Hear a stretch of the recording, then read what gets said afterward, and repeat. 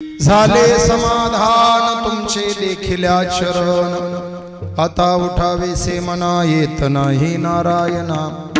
सुरवाडी कपणे येथे सापडले केने, आता उठावेसे मना येत नाही नारायणा।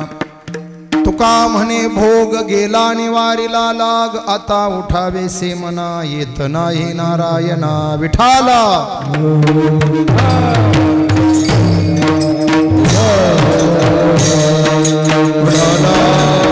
टाळी टाळी टाळी टाळी टाळी वाजवा।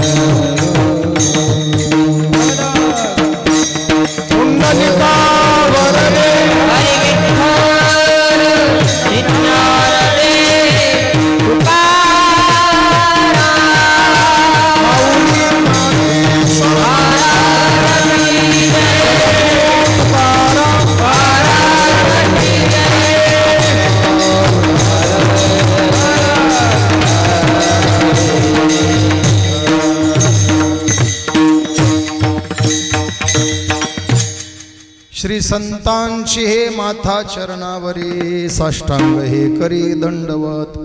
नमो सद्गुरु तुकया ज्ञानदीपा, नमो सद्गुरु सच्चिदानंद रूपा, नमो सद्गुरु भक्त कल्याण मूर्ती, नमो सद्गुरु भास्करा पूर्ण कीर्ती।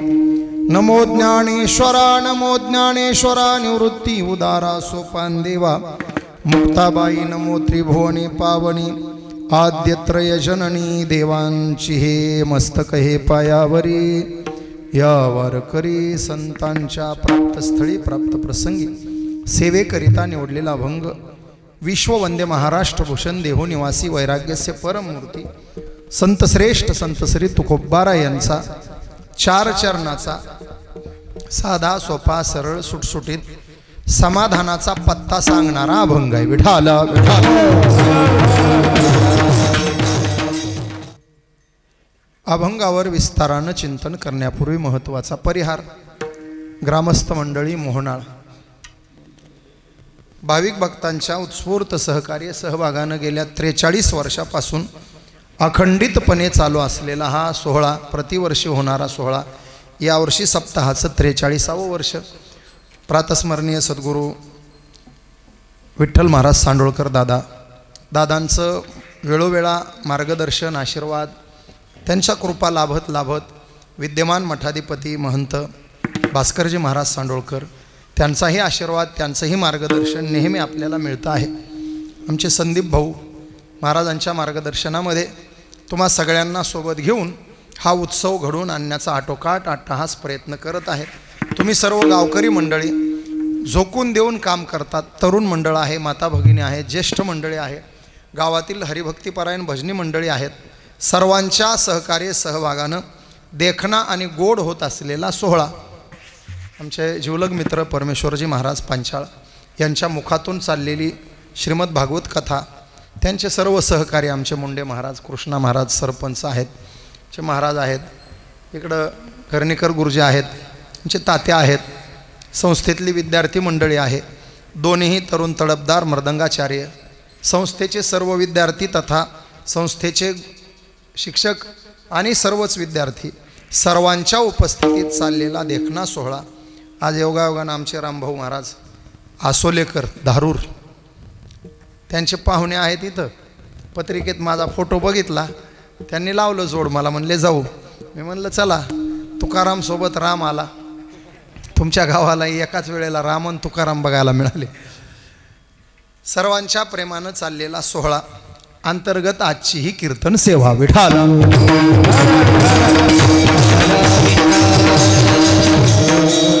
आपण समाधान जिथं शोधतोय तिथं समाधान नाही, आणि जिथं समाधान आहे तिथवर अजून आपण गेलो नाही। आपण समाधान प्रपंचात शोधतोय, आणि माऊलीने स्पष्ट सांगितलंय, मृत्यू लोकी सुखाची कहाणी ऐकी जेल कवनाची श्रवण, कैची सुख निद्रा अंतरुणी इंगळाची, जो देखे सो दुखिया बाबा सुखिया कोई नाही, राजा दुखिया प्रजा दुखिया.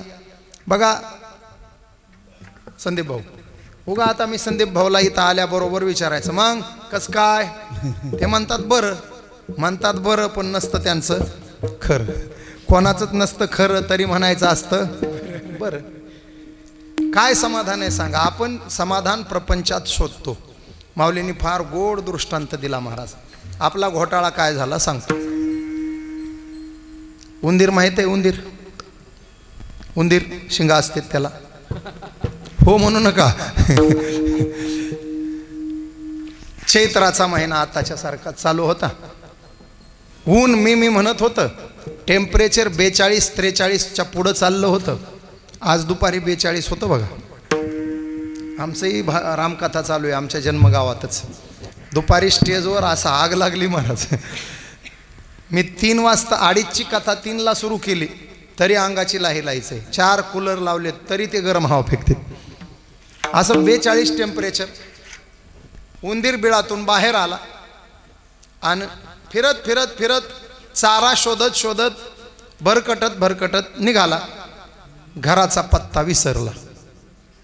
आता माग वळून जावं तर घर सापडणार नाही आणि पुढं कुठं जावं तर अन्न सापडणार नाही. फिरत नदीच्या कडेवर आला. नदीच्या कडेला काय असते, वाळू. आता आज 2 मे तारीख आहे. 2 का 3 आहे, 3 मे. आज 3 मेला दुपारी नदीच्या कडेच्या वाळूवर जाऊन तुम्ही झोपला असतात तर कळलं असतं वाळू किती शांत आणि थंड आहे. तसल्या गरम वाळूवरून उंदीर चालू लागला. घाबरून गेला. अरे बापरे म्हणलं, अन्न मिळायचं तेव्हा मिळो, अन्नाच्या अगोदर उन्हामुळं जीव जायची वेळ आली. आता अन्न न शोधता सावली शोधू म्हणून निघालो आणि त्या वाळूतून फिरता अचानक त्याला एक सावली दिसली. तर पळत गेलं आणि त्या सावलीमध्ये थांबलं. माऊली म्हणतात ती सावली कशाची होती माहित आहे, एवढा नागोबा आला होता. आणि तोही काही खायला मिळतं का म्हणून असा फणा वर पसरून खाण्याचा शोध घेत होता. आणि त्या फण्याची सावली खाली पडली होती आणि त्या फण्याच्या सावलीत उंदीर जाऊन बसला. निवांत 3 तासाची झोप काढली. संध्याकाळी उठून घरी गेला. बरोबर आहे का. माऊली म्हणले कशाला, हे असो येतुली बोली सांगपा सर्प फणाची सावली. माऊली म्हणतात ते शीतल होईल केतुली मुशकासी. उंदराला सर्पाच्या फण्याची सावली शांती देईल का. बरं मी कशाचं सांगितलंय हे, उंदराचं सांगाय बोलले मला. हे उंदराचं चाललं नाही, ह्या उंदरांचं चाललंय. आपण सुद्धा सगळे उंदर सावलीच्या शोधात निघालोय आणि सावली आपल्याला दिसलीये पण कशाची, विषय रूपी सर्पाची. म्हणून रुसलो या संसारा सर्प हा विखार पांढरा, तुझसी अंतर रे दातारा याची दावेदारा निमित्ते. आपणही विषय रूपी सर्पाच्या सावलीमध्ये जीव रूपी उंदीर सुखाचा शोध घेतोय आणि ते तिथं मिळत नाही. विषय ओढी भुलले जीवा,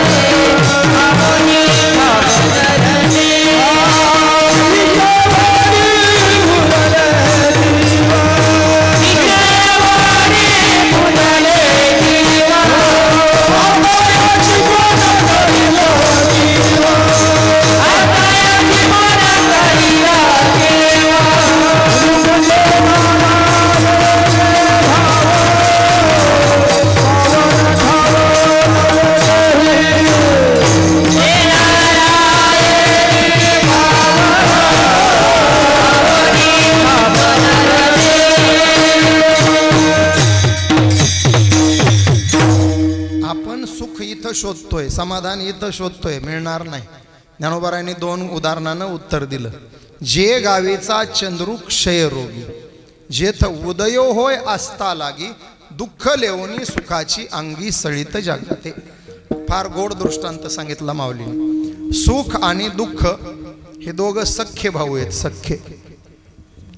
आईला एकाच वेळेला झालेले सख्खे भाऊ, ते काय म्हणतात, एका आईला एकाच वेळेला 2 लेकरं होते, ते जुळे नाही आपल्याकडे.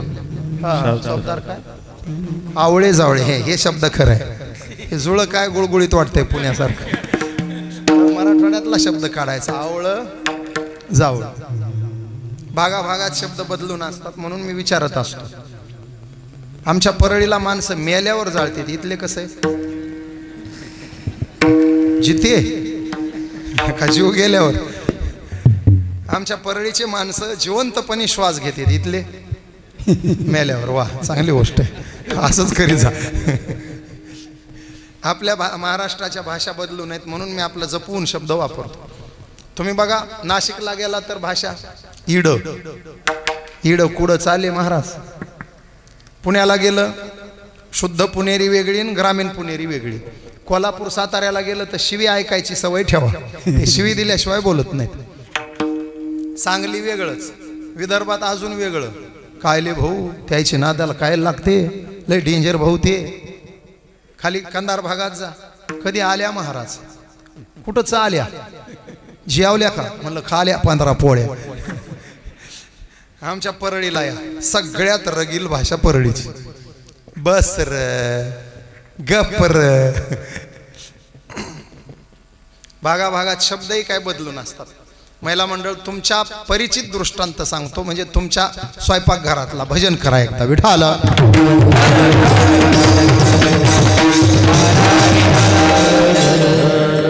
एकदा आता त्या संगमनेरला आमचं काल्याचं कीर्तन होतं. कीर्तन झालं, मी खुर्चीवर बसलो, लोक दर्शन घेऊ लागले. तेवढ्यात पाठीमागून एक जण आला. 125 किलो होता बुवा, म्हणजे मलाही वजन माहित नव्हतं, त्यानं सांगितल्यावर कळलं. 125 किलो, एक दंड असा होता. पाठीमागून आलं, माझ्या उजव्या खांद्यावर हात ठेवला. त्यानं हात ठेवला आणि माझं असं झालं. ते वजन हात ठेवला, मी असं बघितलं, त्याचा आवाज असा भयानक होता, महाराज. मी म्हणलं जी जेवायचंय आपल्या घरी. कोण नाही म्हणल महाराज त्याला. मी म्हणलं ह्याला नाही म्हणावं आणि ह्यानं बुक्का हाणाव, कार्यक्रमच होते. मी म्हणलं जीव. मग आम्ही जेवायला 2 वादक, 4 गायक, आमचा ड्रायव्हर आणि मी, 7 लोक जेवायला गेलो. जेवायला बसलो, ते खुर्ची टाकून बसलो. बरं, त्याची खुर्ची साधी नव्हती महाराज, ह्या असल्या प्लॅस्टिकच्या खुर्च्या तर 3-4 मोडल्या असते त्यानं. त्यानं लोखंडाची बनवून घेतलेली, त्याचं 125 किलो वजन झेपणारी. खुर्चीवर बसलं, त्या चोपदारासारख्या मिशा होत्या, अशा लांबलच पल्लेदार मिशा, रुबाबदार. फक्त त्याच्या पांढऱ्या होत्या, तुमच्या काळ्या. हा, तात्यासारख्या होत्या म्हणा ना इकडे आहे. रुबाबदार मिशा. खुर्चीत बसलं, तेवढ्यात पोरग ते पाणी घेऊन, जगातून पाणी घेऊन आलं. त्याचा पाय ठेच काढला आणि पाणी सांडलं. पाणी सांडलं आणि म्हातारं खवळलं. देऊ का, कुठं बघालास, नेड बघ. मी म्हणलं असल्या माणसाच्या पुढं जेवायचं म्हणजे अवघडच आहे. म्हणजे वाघाच्या पुढं शेळी बांधल्यासारखं झालं आता. जेवायला पुरणपोळ्याचा बेत. मी आपलं खाली मान घालून जीव लागलो. अर्ध जेवण झालं आणि ते पुन्हा गरजलं, महाराजाला दटावणं. दटावणं म्हणल्यास मला तर घामच फुटला. म्हणलं लाकूड आणते आता, हे खातोस पोळी का देऊ झपका. तेवढ्यात ते पोरगा आलं, महिला मंडळ. काळ्या तिखटाची आमटी असती ना इकडं, हा, ती आमटी भातावर वाढली त्यानं माझ्या. मी त्याला म्हणलं, हे दादा दटावणं म्हणजे काय? ते म्हणलं हे वाढलेलं दटावणं आहे. म्हणलं सुटलो. तिकडं आमटीला काय म्हणतात? दटावणं. आणि हे खरं आहे बरं का. मी विचार ह्याच्यावर केला. पोळी कशी आहे, चवीला कशी पोळी? गोड. गोड पोळी जर नरड्यात खाली जाईना गेली तर त्या दटावण्याचा एक घोट घ्यायचा आणि मध्ये दटवायची. गोड पोळी नरड्यात ढकलायची असेल तर काय वापरायचं? दटावणं. म्हणून त्याला दटावणं असं म्हणायचं. विठाला.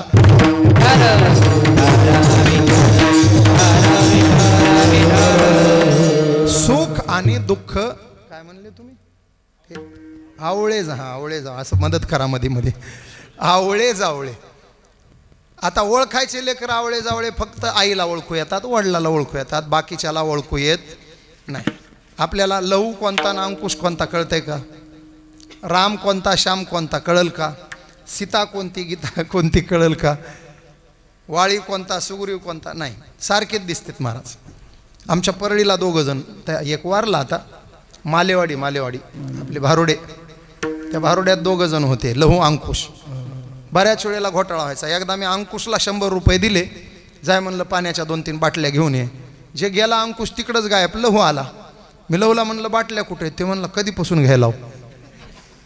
ते भारुड्या विनोदीच होतं. म्हणलं कानफडात देईन, पाण्याच्या बाटल्या कुठे आहेत म्हणलं. 200 रुपये घेऊन गेलात. हे बाबा म्हणला मी आताच आलोय. मी म्हणलं इतकं लबाड माणूस जिंदगीत बघितलं नाही. जा म्हणलं. कथा झाली. कथा संपल्यावर ते अंकुश आलं. महाराज ह्या तुमच्या मगाच्या बाटल्या आणि हे उरलेले 40 रुपये. मी म्हणलं तुम्ही गांजा ओढतात का? मला म्हणलं नाही. म्हणलं मग मगाशी तुम्हाला किती प्रेमानं विचारलं बाटल्या कुठे आहेत, तर तुम्ही म्हणलात प्यायला सुरू केलं का? होय बाबा, मी मगाशी 100 घेऊन गेलो, त्याच्यावर आता चालू आहे म्हणला. अरे मी म्हणलं तू आता आला तर मग मगाशी कोण होतो? ते मागून आलं म्हणला मी होतो. दुसरं हे ज्याला त्याला ओळखू येतं, फक्त आई वडिलाला. मग सुख आणि दुःखाचा परिचय काय? पांढरे कपडे घालणारं सुख आणि काळे कपडे घालणारं दुःख. 2 जण घराबाहेर एकाच वेळेला पडले. लोकांना माहित आहे सुख पांढऱ्या कपड्यात आहे आणि दुःख काळ्या कपड्यात आहे. मी तुम्हाला विचारतो बसलेल्या माणसांना, एकाच वेळेला पांढऱ्या कपड्यातलं सुख आणि काळ्या कपड्यातलं दुःख घराबाहेर आलं, तुम्ही कोणाला उचलून घेणार? हा, सुखाला का दुःखाला? तुम्ही दुःखाला म्हणाच, आणूनच देतो घरी तुमच्या. प्रमाण आहे, मज लागी दुःख व्हावे ऐसे कोणी भावेना जीवे. मला दुःख व्हावं कोणाची इच्छा नाही. मग ते सुखाचेच लाड होऊ लागले, त्यालाच उचलून मग ते दुःख रडायला लागलं. आईकडे गेला. आई, तिरस्कारच माझा जग करणार होतं, मला कोणी जवळच करणार नव्हतं, तर मला जन्मच कशाला दिला? शेवटी आईला 2 लेकरं सारखे. आई म्हणली काळजी करू नको, उद्यापासून तुलाही सगळे उचलून घेतील. दुसऱ्या दिवशी आईनं युक्ती केली. सुख झोप येत आहे त्यावर दुःखाला उठविलं, आंघोळ घातली, सुखाचे पांढरे कपडे दुःखाच्या अंगावर घातले आणि दुःखाला पांढरे कपडे घालून माणसांमध्ये सोडलं. आता आपण सुखाला ओळखलंय कशावर? कपड्यावर. पांढरे कपडेवालं सुख. लोकांनी उचलिलं आणि त्याला घरी नेलं. कोणी खाऊ घालायला, कोणी टरबूज खाऊ घालते, कोणी दया करते, कोणी मुके घेते, कोणी उचलून घेते, कोणी मुरकुलं देते, कोणी चिवडा देते, कोणी बासुंदी देते. संध्याकाळी टर होऊन सुख घरी गेलं, दुःख घरी गेलं. आई म्हणली बाळ आजचा दिवस लय मजेत गेला म्हणला, रोज असंच करतो. आणि तेव्हापासून जे सुरू झालंय महाराज, आपल्या भेटीला कोण आलंय? दुःख. फक्त कपडे घातलेत सुखाचे. माऊली म्हणतात दुःख लेऊनी सुखाची अंगी सळीत जगाते. विठाला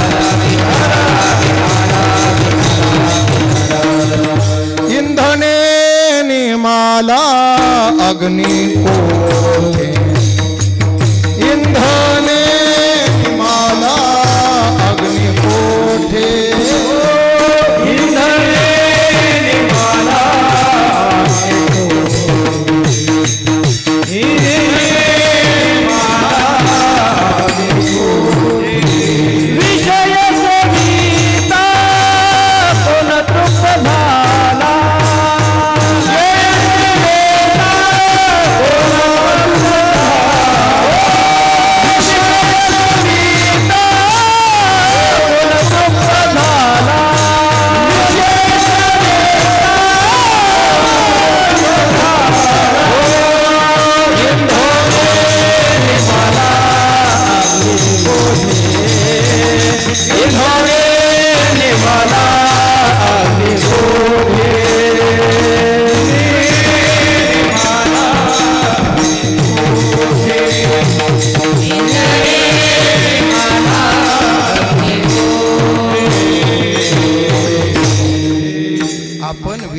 समाधान शोधतोय. माऊली म्हणतात इंधनेने मला. अरे आगीत लाकडं टाकून आग विझत नाही. हे संस्थेतले पोरं पटकन उत्तर द्यायचा. लागू नये कुठं पण आग लागली. लागलेली आग विझवायची असेल तर किती लिटर पेट्रोल लागल? मग तेच बघितलं तुम्ही किती भानावर आहेत. काय लागेल? मग आपला घोटाळा तोच आहे. विषयाची आग अंतकरणात लागली आहे, ती विझवायला परमार्थाचं पाणी वापरलं पाहिजे. आपण विषयाचं पेट्रोल टाकतोय. विठाला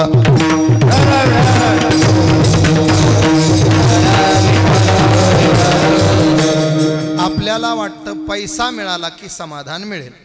आहे का पैशात समाधान? नाही. मग देऊन टाका मला. समाधान तर नाही ना, हातचा तर सुटत नाही. बघा तुम्ही, सोप्या गोष्टी सांगतो तुम्हाला. मला सांगा, अन्नानं पोट भरल का पैशानं पोट भरल? घोटाळा आपला इथं आहे. आपण पैशात झोप शोधतोय.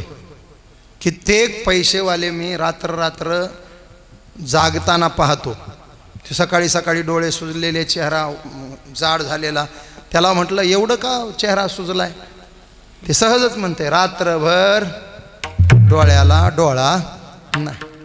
त्याला म्हणलं का नाही? गादीत काहीतरी टोचत होतं म्हणते. गुडघ्या इतक्या गादीवर त्याला टोचत होतं. हो का? टोचल्यावर जर झोप लागली नसती तर रस्त्याच्या कडेला दगड फोडणारा माणूस दगड फोडता फोडता दगडावर झोपला नसता. आता इथं खाली बसल्यावर टोचत नाही का?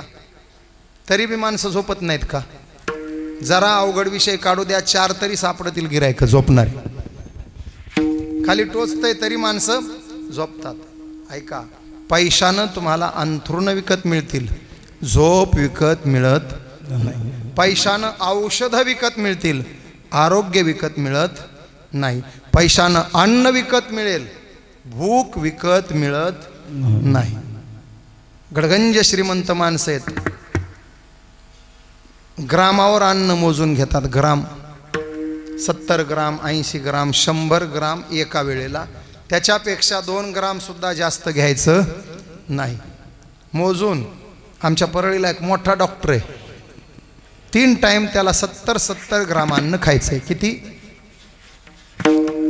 70 ग्राम सकाळी, 70 ग्राम दुपारी, 70 ग्राम संध्याकाळी. पाव किलो सुद्धा होत नाही. पाव किलो व्हायला 250 ग्राम लागते. 210 ग्राम त्याला 3 टाइम खायचंय. त्याचं दररोजचं उत्पन्न आहे 2 लाख रुपये. कोणाचं? डॉक्टरचं. रोजचं उत्पन्न आहे 2 लाख आणि खातोय किती? 210 ग्राम. खा म्हणावं नोटा. पैशानं तुम्हाला अन्न विकत मिळेल, भूक विकत मिळणार नाही. विठाला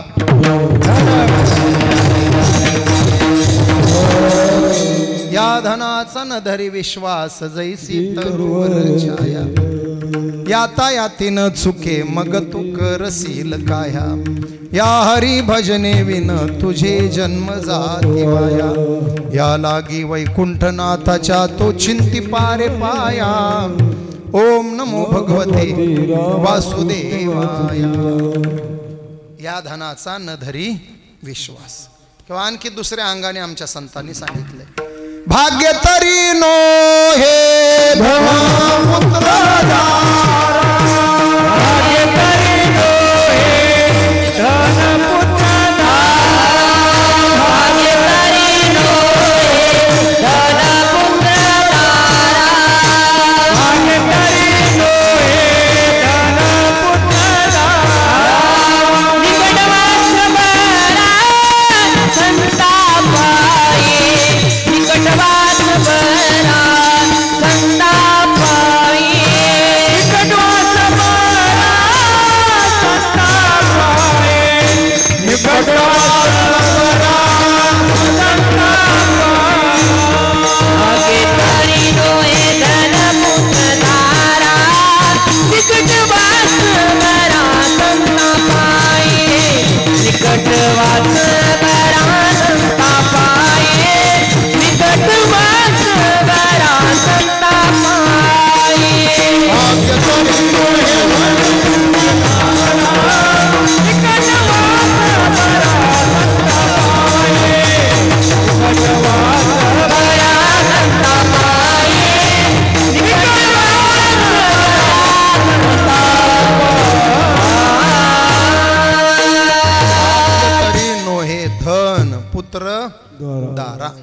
आपल्याला वाटतं पैसा मिळाला समाधान मिळेल. महाराज, अब्जावधीची संपत्ती कमवून उदास झालेले लोक बघतोय ना आपण. हा वा, कोटी असता पदरी धन, ज्याचे चित्त नाही समाधान, तोच दरिद्री जाण त्रिजगती उद्धवा. तिन्ही जगात सगळ्यात दरिद्री माणूस कोण आहे? कोट्यावधीचं धन असून मनात समाधान नाही, त्याच्या एवढा दरिद्री जगात कोणी नाही. विठाला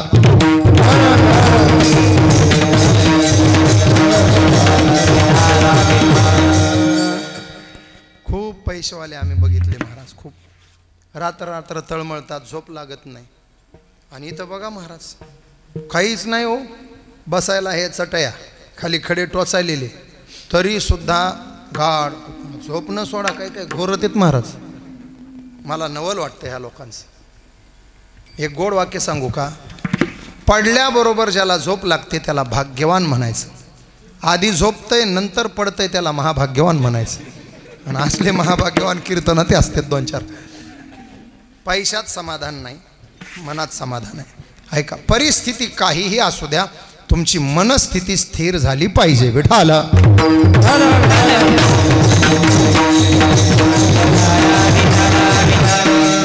गोड वाक्य ऐका बरं. परिस्थिती तुम्ही बदलू शकणार आहेत का? तुम्ही काय काय बदलणार आहे सांगा.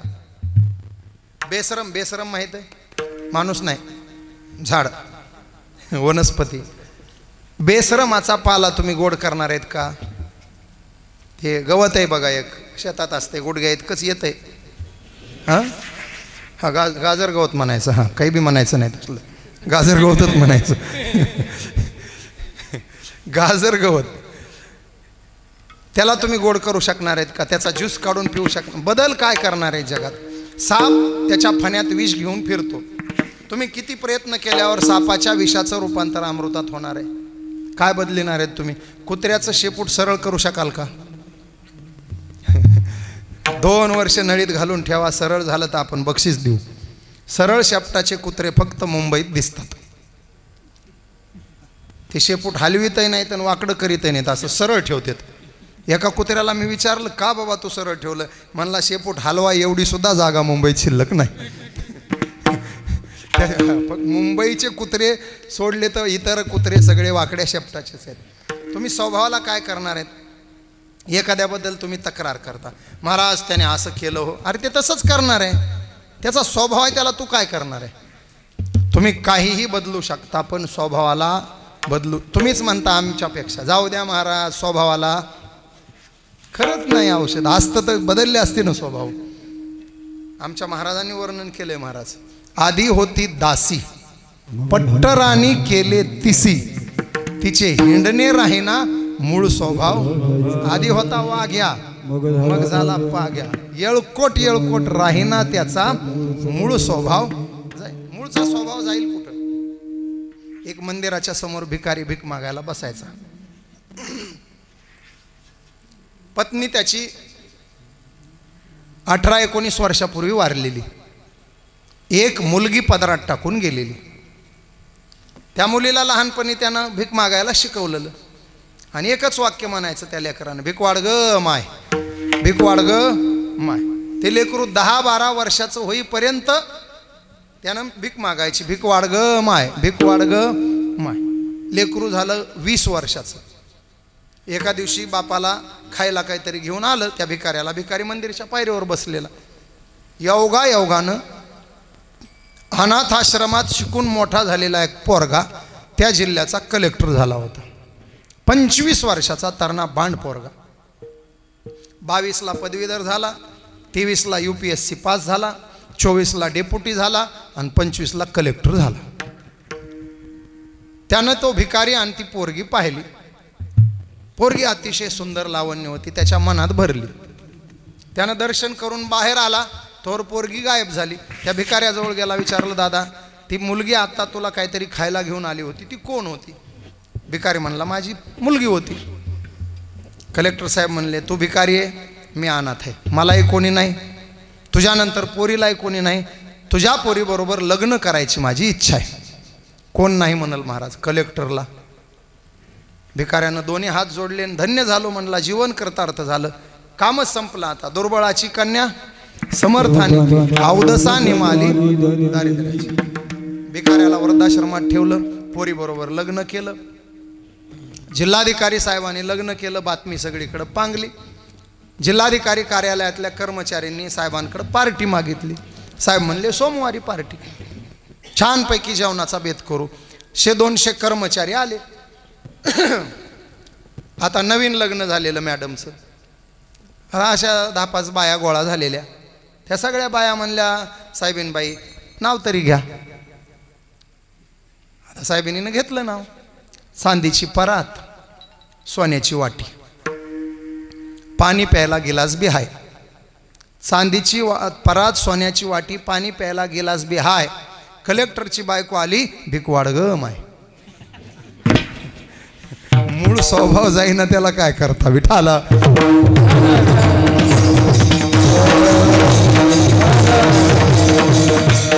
प्रमाण हेच आहे ना, आधी होती दासी, पट्टराणी केले.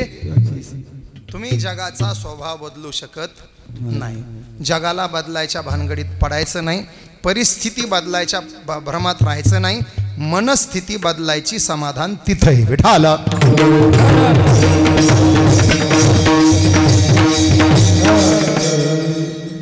आपल्याला वाटतं लेकरं बाळ झालं की समाधान होईल. तुम्हाला सगळ्यांना लेकरं झालेले, ज्याला लेकरानंतर समाधान झालंय त्यानं हात वर करा बरं. लेकरू झाल्यावर समाधान होईना म्हणून लोक लेकराचं नाव समाधान ठेवायलेत. आणि समाधान तर असला वैताग देतो महाराज.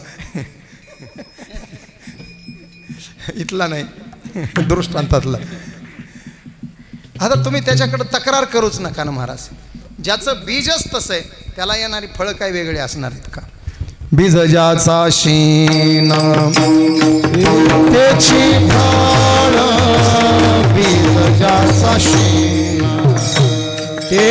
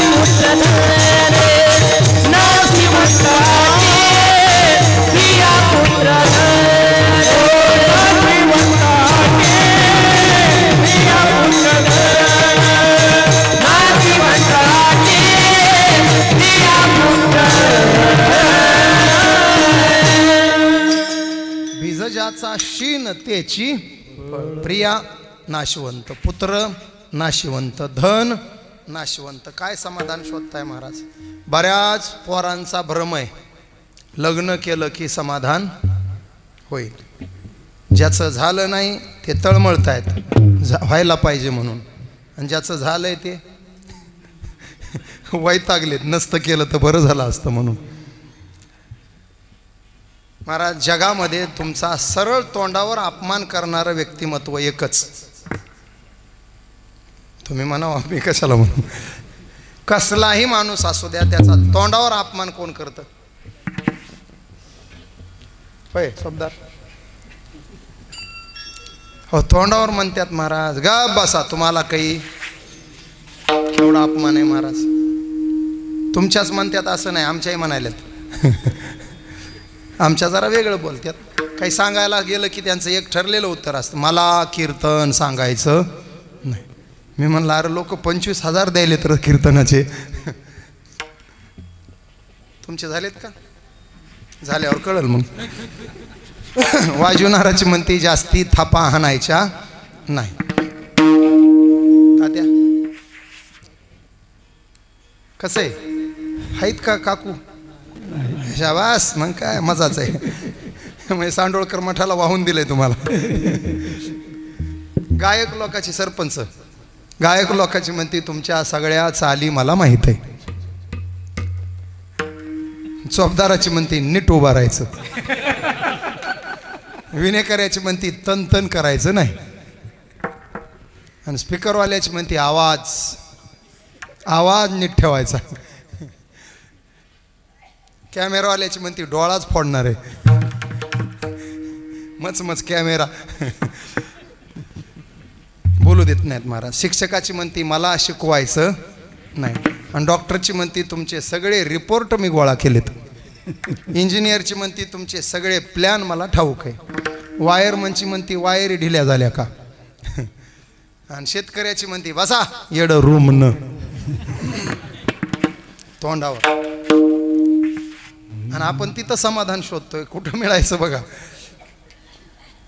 आबा कसलाही नवरा असू द्या, कसलाही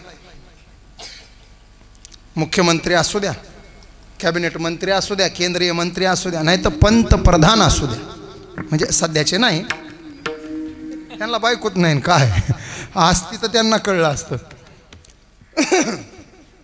कसलाही माणूस जिंदगीमध्ये 10-5 वेळा तरी बायकोला एक वाक्य बोलतो. पंचाळ गुरुजी भले समाजात नाही बोलणार, एकांतात बोलल, पण बोलल्याशिवाय राहणार नाही. कसलाही बहादर माणूस असू द्या, ती वेळ बायको त्याच्यावर आणतेच. एकांतामध्ये ती दोघंच असताना वैतागून तिला ते म्हणतच, ग बस बाई तुझ्या. शाबास.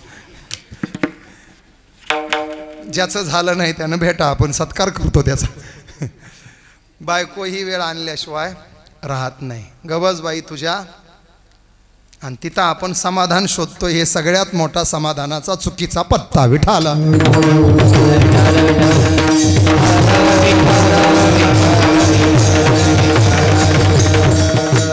समाधानाचा करेक्ट पत्ता आमच्या संतांना विचारा.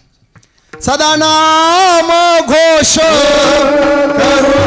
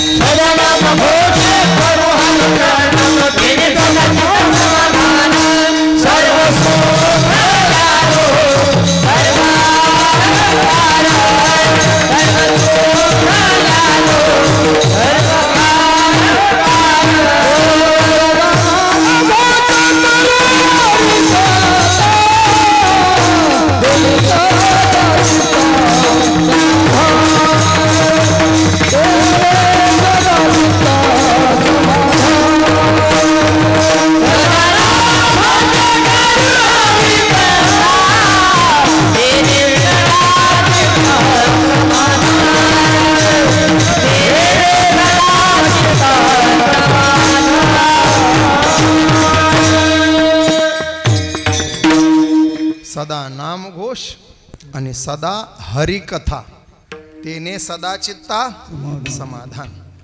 महाराज छोट्या छोट्याचं सांगा. भागवताच्या प्रथम स्कंदातच चरित्र आलं व्यासांचं. 18 पुराण लिहिलेत व्यासानं. किती? त्यांच्याबद्दल बोलताना हात जोडलेत. नमोस्तुते व्यास विशाल बुद्धे. वि म्हणजे विशाल, आस म्हणजे बुद्धी. बघा तुम्ही 12 पौर्णिमा असतात आपल्याकडे, दर महिन्याला पौर्णिमा असते. आषाढ महिन्यातली आपली पंढरपूरची आषाढी एकादशी झाल्यावर जी पौर्णिमा येते त्याला काय म्हणतात? आषाढी नाही, हां काय म्हणले तुम्ही? गुरुपौर्णिमा, बरोबर आहे का नाही? मग ती पौर्णिमा म्हणजे गुरुपौर्णिमा, बाकीच्या 11 म्हणजे म्हणा शिष्य पौर्णिमा. मग त्याच पौर्णिमेला गुरु का म्हटलंय? त्याचं कारण तिन्ही लोकाच्या गुरुचा जन्म त्या दिवशी झालाय. खरं ती व्यासाची जयंती आहे. व्यासाचा जन्म त्या दिवशी झालाय, व्यास जयंती. व्यास जयंतीला गुरुपौर्णिमा म्हटलंय त्याचं कारण व्यासाकडं तिन्ही लोकाचं गुरुपद आहे. माऊली म्हणतात महाभारतानंतर पुन्हा कोणी तसा ग्रंथ लिहिणं म्हणजे त्यानं व्यासांचं उष्ट खाणं. म्हणून महाभारती जे नाही ते नोहेची लोकीतीही या लागी म्हणिपे पाही व्यासोच्छिष्ट जगत्रय. हा व्यासांचं उष्ट खाल्लं म्हणायचं त्याच्यानंतरच्या ग्रंथकाराला. तिन्ही लोकाचा गुरु म्हणून ती गुरुपौर्णिमा. एवढा मोठा माणूस 18 पुराणं लिहिणारा. पुराणं 18 आहेत. मी पटापट नावं सांगतो, तुम्ही चटाचट मोजा, नाही तर तुम्ही नावं सांगा मी मोजतो. लोक म्हणतील वा रे वा, मग तुम्हाला संदीपरावनं 15,000 कशाला देणार आहेत? सांगून घेतले चलत चलत.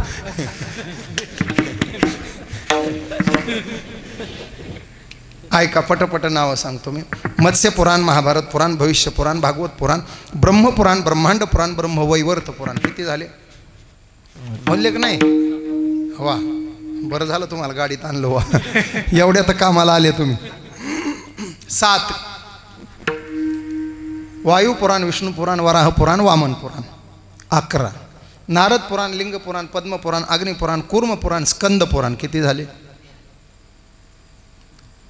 18 म्हणू नका, मी एक ठेवलंय अजून. 17 झाले. 18वं गरुड पुराण. एकूण 18 पैकी व्यासांनी 17 लिहिले तरीही समाधान त्यांना मिळालं नाही. घोटाळा कुठे झालाय सांगतो. समाधान हरिकथेत आहे, समाधान नामघोषात आहे. व्यासांनी पुराण लिहिले पण नामघोषही राहिला आणि हरिकथाही राहिली. विठाला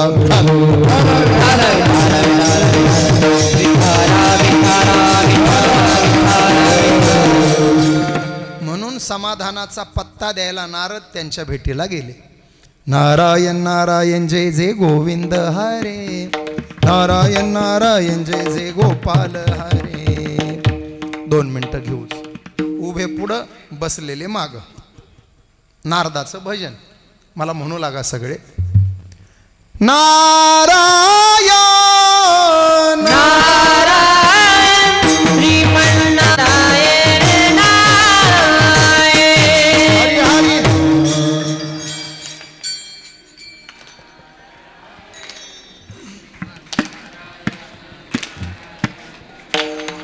एक मिनिट थांबा म्हणू, पण 1 मिनिट.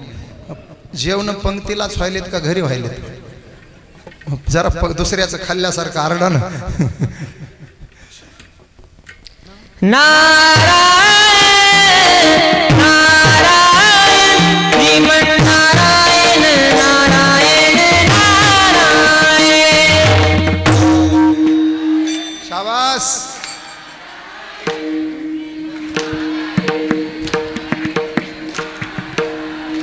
श्रीमन्नारायण नारायण नारायण.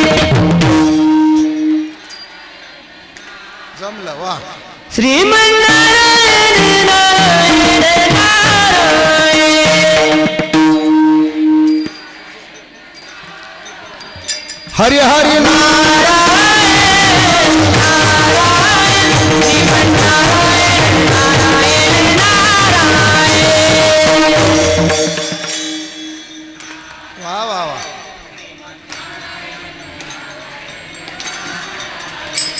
छान. आता जमलं. ह्याच्यापेक्षा मोठा आवाज ऐकायचा का त्यांचा? अर्ध्या मिनिटात बघा कसा. ह्याच्या दुप्पट नाही आला तर मला विचार. तुम्ही फक्त माग म्हणा. सुंदर माझे जाते ग फिरते बहुत,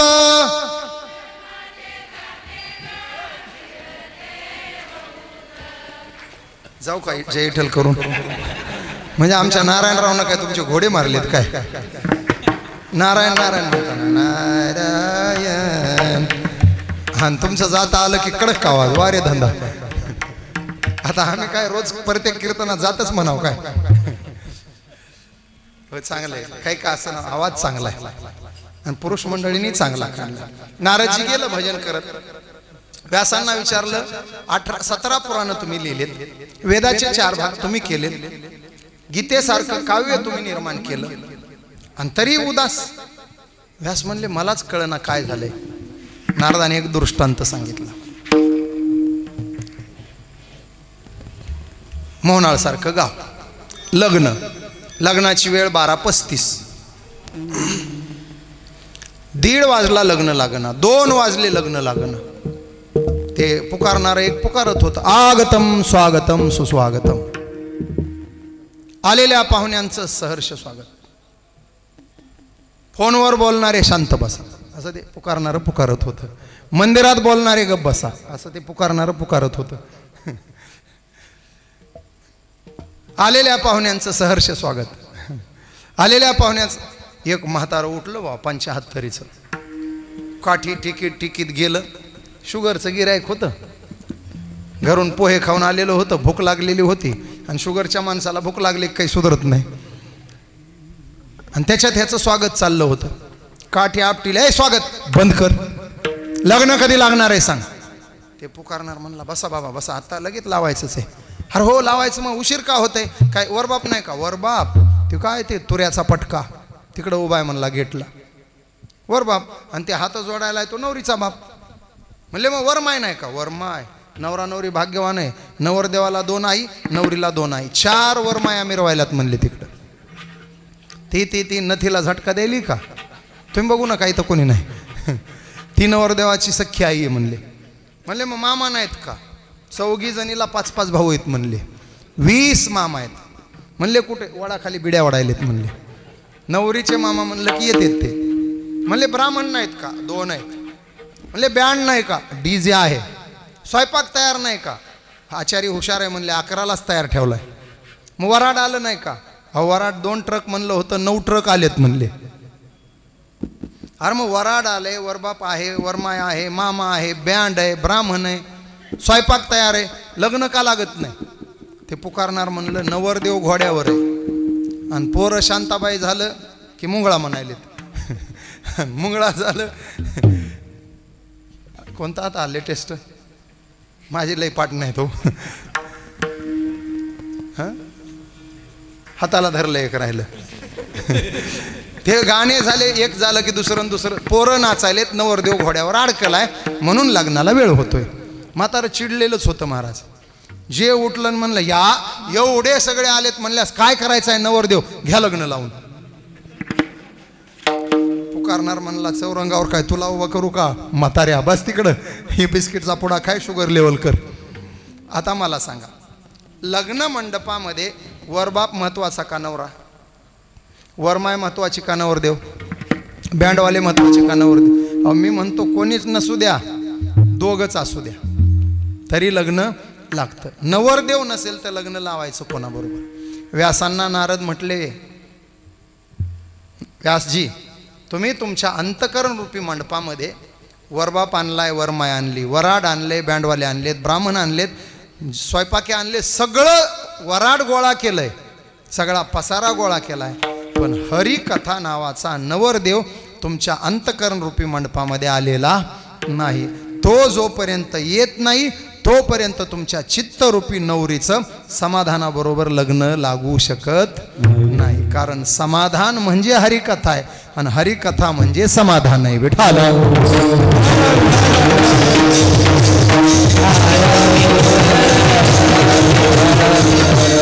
करूयाची कथा नामाचा गजर, करूयाची कथा नामाचा गजर, करूयाची कथा नामाचा गजर, करूयाची कथा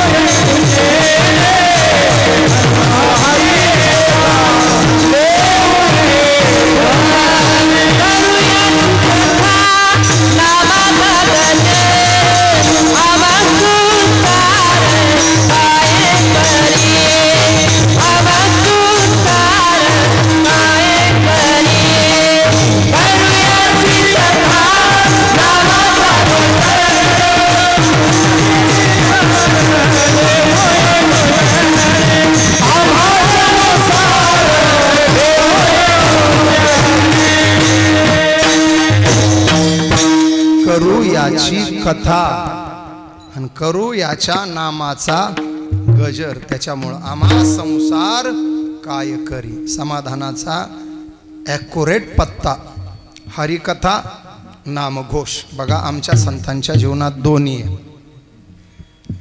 त्यांच्या मुखातून हरिकथेचं वर्णन चाललंय आणि त्यांच्या जीवनात नाम. दिनरजनी हाची धंदा न कळे दिवस की राती अखंड लागलीसे. बघा आमचा घोटाळा सांगतो, बाकी तुमचा जाऊ द्या. आमचा सुद्धा सदा नामघोष चालू नाही, सदा हरिकथा चालू नाही. आमची हरिकथा 2-2.5 लाख दिले तरच होती आणि आमचा नामघोष 5-25 हजार घेतले तरच होतोय. सदा कुठे आहे? म्हणून आयुष्यभर कीर्तन करणाऱ्या महाराजांचे चेहरे सुद्धा शेवटी बघण्यासारखे राहत नाहीत. प्रसन्नता कुठे आहे? पैसा पैसा पैसा, प्रसिद्धी प्रसिद्धी प्रसिद्धी. ज्याला लेकरं बाळे त्याचं थोडा वेळा आपण समजू नाही घेऊ. ज्याला लेकरं बाळ नाही ती त्याच्यात नादाला लागले. पैसा पैसा आणि प्रसिद्धी प्रसिद्धी. पैशात समाधान नाही, प्रसिद्धीत समाधान नाही, मोठेपणात समाधान नाही. नामचिंतन आणि हरिकथेत समाधान आहे. विठाल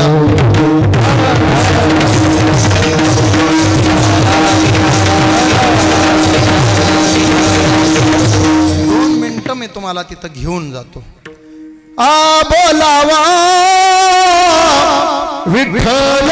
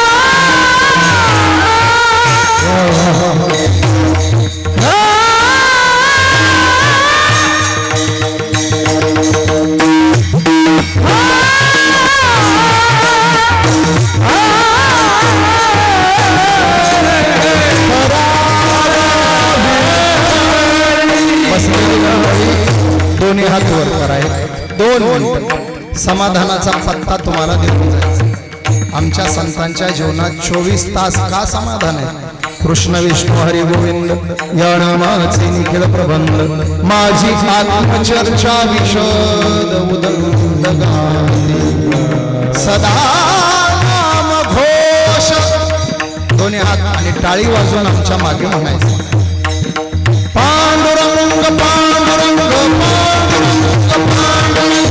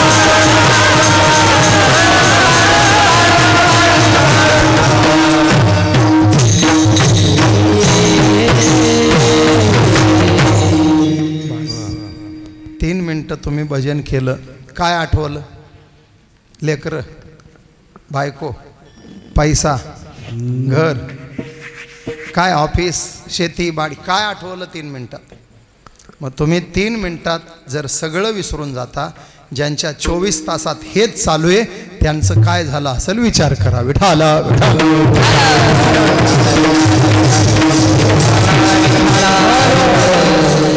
तुझे रूप चित्ती राहो मुखी तुझे नाम तुझे रूप चित्ती राहो मुखी तुझे नाम देह प्रपंचाचा दास सुखे करो काम सुखे करो काम तुझे रूप चित्ती राहो मुखी तुझे नाम पांडुरंग पांडुरंग पांडुरंग पांडुरंग गोरोबा काका चिखलात लेकरू तुडवलं भान नाही महाराज का वृत्ती तितकी स्थिर झाली मनस्थिती तेवढी तयार झाली नवलाची गोष्ट ऐक सगळे कुंभाराने तुडवी नवलाची गोष्ट दुःख काय संतांना होत नाही असं नाही लेकरू मरणं म्हणजे केवढं दुःख आहे फक्त ते आतपर्यंत येऊ द्यायचं नसतं गावात मधुकरी मागू दिली नाही माऊलीला काही कमी दुःख आहे तुकोबारायाचे अभंग दगड बांधून पाण्यात बुडवले तुकोबारायाला काही कमी दुःख आहे नाथ बाबाच्या अंगावर एक जण 100-108 वेळा थुंकला म्हणे कमी दुःख आहे दुःख त्यांनाही जवळ येत आहे फक्त ते आत जाऊ देत नाही दुःख ते कैचे नये स्वप्नासे मुक्ती मुक्ती झाल्या कामारी दास त्यांचे वर्म तो आम्हापासी सुखे राहिलासी प्रेमाची संतांनी परिस्थिती बदलण्याचा कधीच विचार केला नाही मनस्थिती स्थिर ठेवण्याचा प्रयत्न केला. विठाला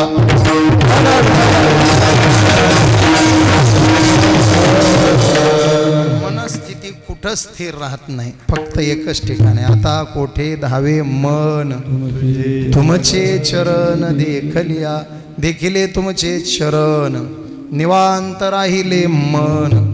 कासया आपुला प्राण त्यजिन गे मान, चित्ती तुझे पाय डोळा रूपाचे ध्यान, डोळा रूपाचे ध्यान.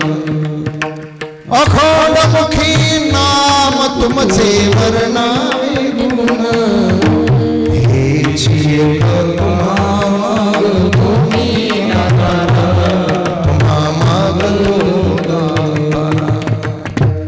माझे चित्त तुझे पायी राहे ऐसे करी धरोनिया पाही भवहातारी दातारा, चतुरा तु शिरोमणी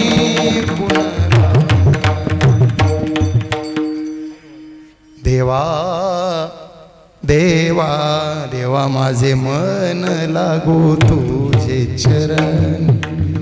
संसार व्यसनी पडो निधी, संसार व्यसनी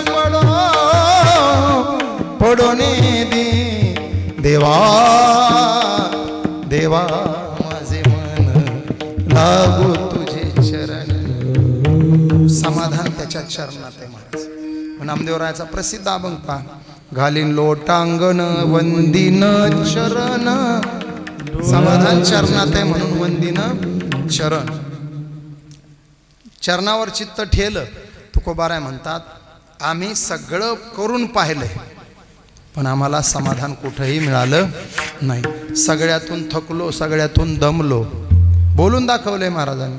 संसाराच्या तापे तापलो मी देवा, संसाराच्या तापे तापलो मी देवा.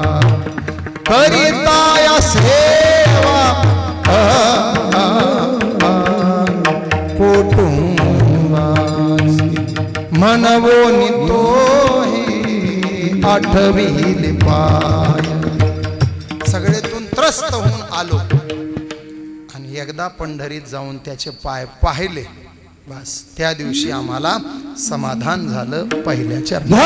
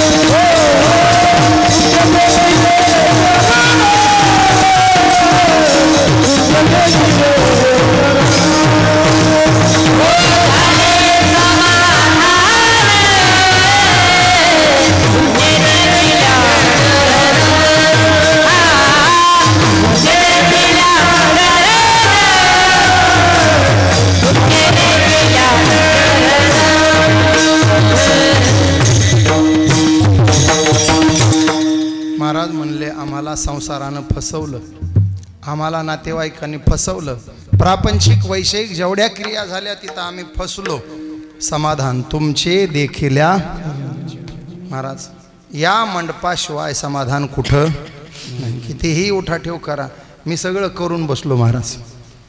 माझं AA झालंय, PhD झालंय, ॲज अ लेक्चर म्हणून मी 1 वर्ष नोकरी करून झाली, संस्था चालकाला शेलक्या मराठवाडी देऊन आलो निघून. मी MPSC दिली, UPSC दिली, सेट दिली, नेट दिली, सगळं करून समाधान कुठंच नाही महाराज. ह्याच्यात आज असा महिना जात नाही की तुम्हाला मी टीव्हीवर दिसत नाही. जी टॉकीज लावलं महिन्याकाठी किमान 4 दिवस तरी आमचं दर्शन समाजाला आहे. 147 देशात जी टॉकीज पाहिल्या जाते, तिथून आम्हाला लोक पाहतात. मोबाईलवर यूट्यूबला फक्त तुकाराम शास्त्री नाव टाका, मुंडे टाकायला गरज नाही. तुकाराम टाकलं की पुढचं येते आपोआपच. तुकाराम महाराज मुंडे आपोआप येते.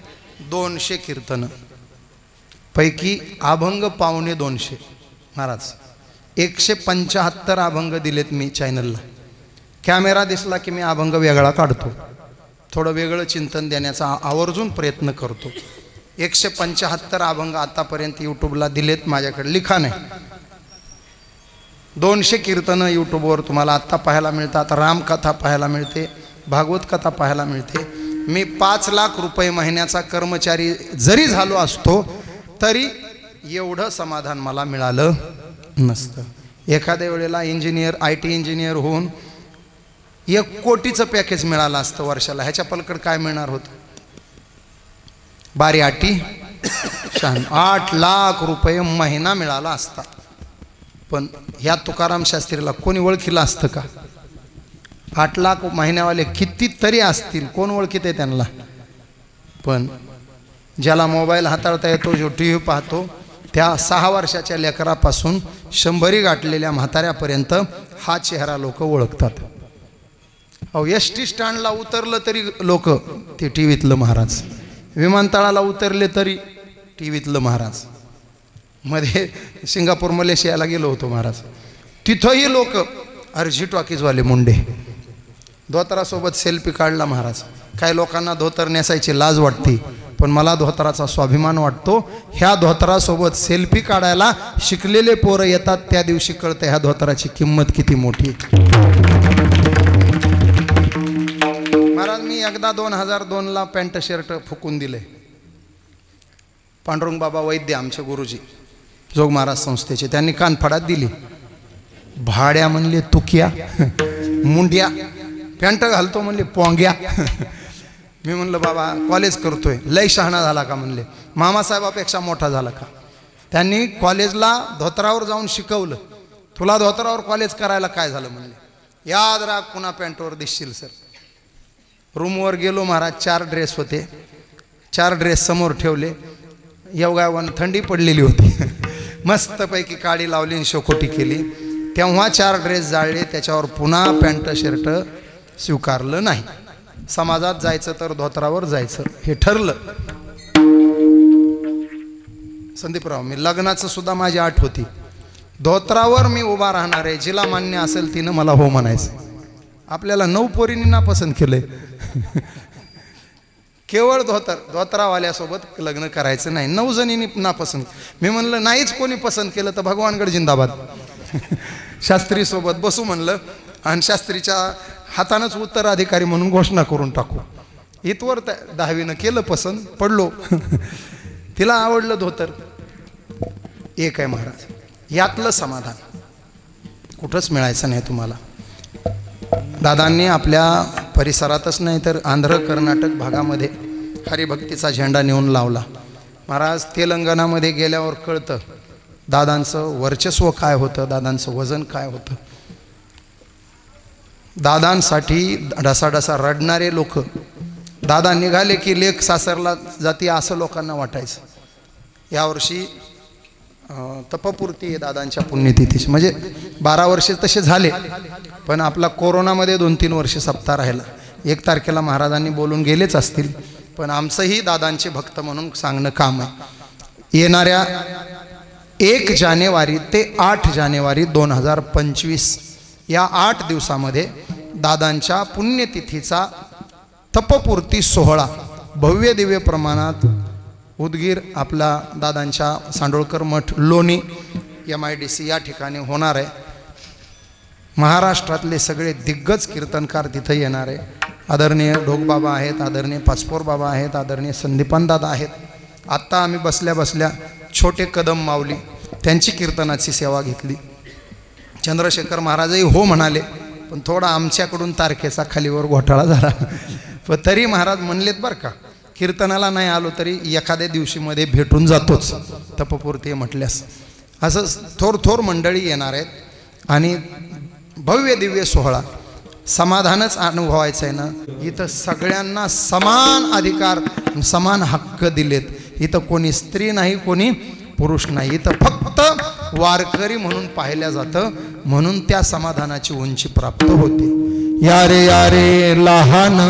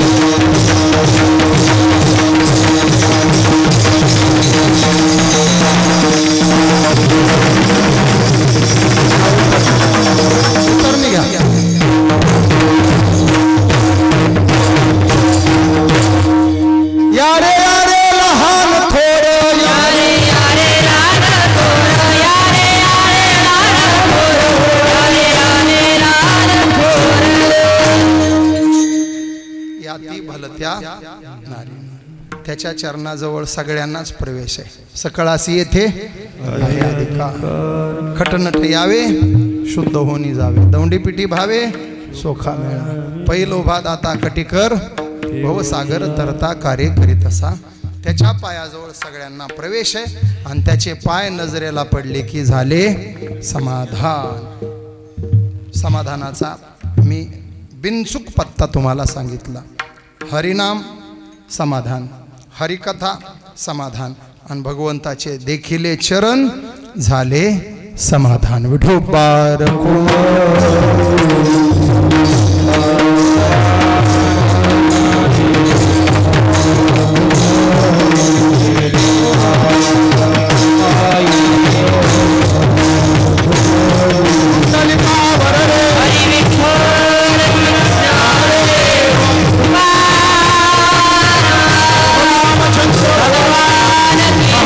भगवान की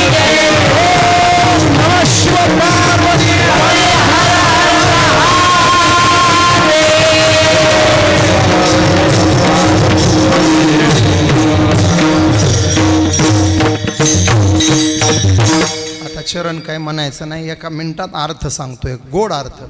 आपला ह्या अभंगाबद्दलचा घोटाळा सांगतो. आपण काय म्हणतो, हे म्हणा नारायण काही येत नाही, आता उठा. आणि म्हणून लोक ह्या अभंगाला उठून उभे राहतात. घोटाळा करू नका, अर्थ असा नाही. हे नारायण म्हणा, हे नारायणा आता उठावे ऐसे मना येत नाही. आता उठावे से मना येत नाही, याचा अर्थ असा आहे, आपण वेगळा काढतो. हे मना उठा, नारायण काही, अर्थ असा नाही काढायचा. हे नारायणा आता उठावे ऐसे मना येत नाही.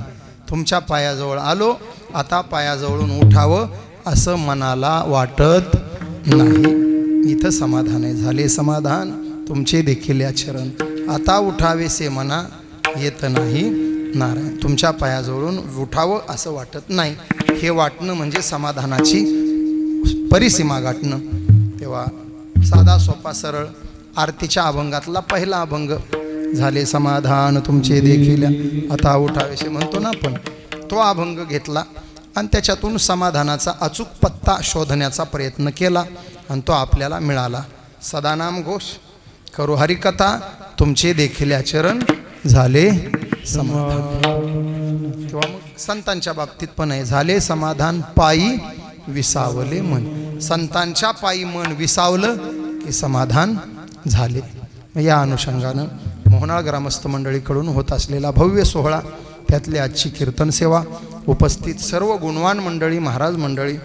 खरं तर भागवताचार्यांनी बसावं लागतंय, पण परमेश्वर महाराज साक्षात परमेश्वर उभे म्हणल्यास काय, महाराज उभं राहून साथ करतात. त्यांचं मनाचं मोठेपण आहे.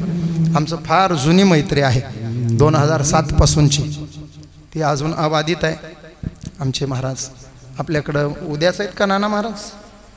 फार ते तर बालमित्र माझे, 2000 पासूनचे बालमित्र. हे सगळी संप्रदायातली, कालचे नामदेव महाराज, आमची 2003 पासूनची मैत्री. सगळे ऋणानुबंध जिव्हाळा, सगळ्याशी टिकून आम्ही प्रवास करतो. सर्वांना धन्यवाद. सेवेला विराम. फक्त 1 मिनटं, तुमचं आरोग्य चांगलं राहावं म्हणून, ज्याला दम्याचा आजार आहे, ज्याला पित्ताचा आजार आहे, ज्याला अजीर्ण अपचन होत आहे, ज्याला शुगर आहे, BP आहे, ज्याची कंबर नेहमी दुखते, मानपाट ताटते, अशा लोकांसाठी एक गुणकारी आणि उत्तम औषध आणलंय. आयुर्वेदिक आहे. 8 प्रकारच्या तुळशीचा 200 रोगांवर रोग प्रतिकारक म्हणून काम करणारा औषध आहे. विशेष दम्यावाल्यांसाठी तर ते रामबाणच आहे. किती जुनाट दमा असू द्या, 3 दिवस औषध घ्या, 4थ्या दिवशी तुम्हाला श्वास मोकळा. दम्यानं अंथरुणाला पडलेले म्हाताऱ्या मी गावभर फिरवलेत. 80, 85, 90 पर्यंत गेलेले म्हातारे, दम्यानं श्वास घेता येत नाही असे म्हातारे त्या औषधानं गावभर फिरतात. शुगर कितीही 200, 300, 500 असू द्या, 8व्या दिवशी तुमची 140 वर आलेली असणार. आणि पुन्हा ते औषध जोवर चालू आहे तोवर 150च्या पुढं शुगर जाणार नाही. BP किती हाय असू द्या, लो असू द्या, BP कंट्रोल ठेवतं, रक्तप्रवाह सुरळीत ठेवतं. आणि पित्तावर तर ते लईच काम करतं. ज्याला पोट साफ होत नाही त्याचं पित्त वाढते. पित्त म्हणजे काय? पोट मोकळं न होणे. सकाळी पोट मोकळं नाही झालं की पित्त वाढलं. मग अशा लोकांसाठी ते औषध खूप चांगलं काम करतं. दररोज सकाळी उपाशी पोटी अर्धा ग्लास पाणी घ्यायचं, त्याच्यात त्या औषधाचे 3 थेंब टाकायचे, पाणी हलवायचं आणि प्यायचं. त्याच्यावर अर्धा तास पाणी सोडून काही घ्यायचं नाही. जेवण नाही, चहा नाही, कॉफी नाही, दूध नाही. अर्धा तास काहीच घ्यायचं नाही, पाणी सोडून. अर्ध्या तासानं काहीही घेतलं तरी चालेल. काहीही म्हणजे काहीही नाही, काही नाही तर काहीही सुरू करताल, तसं नाही. काही म्हणजे चहा, कॉफी, दूध, जेवणच घ्यायचं. औषध चांगले. 30 ml ची बाटली आहे.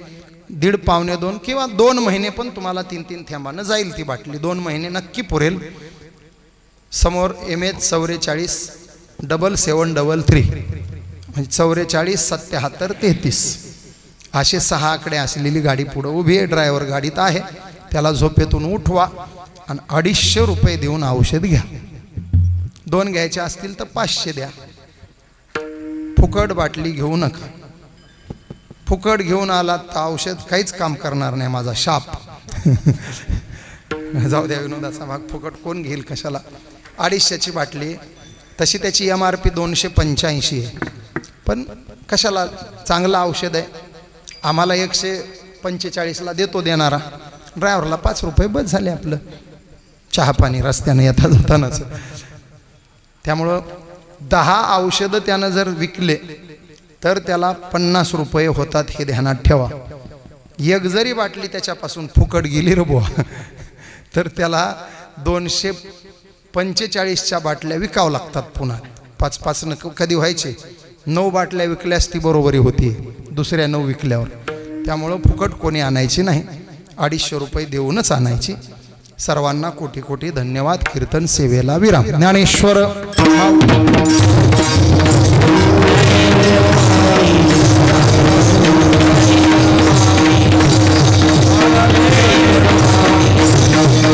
तुकाराम तुकाराम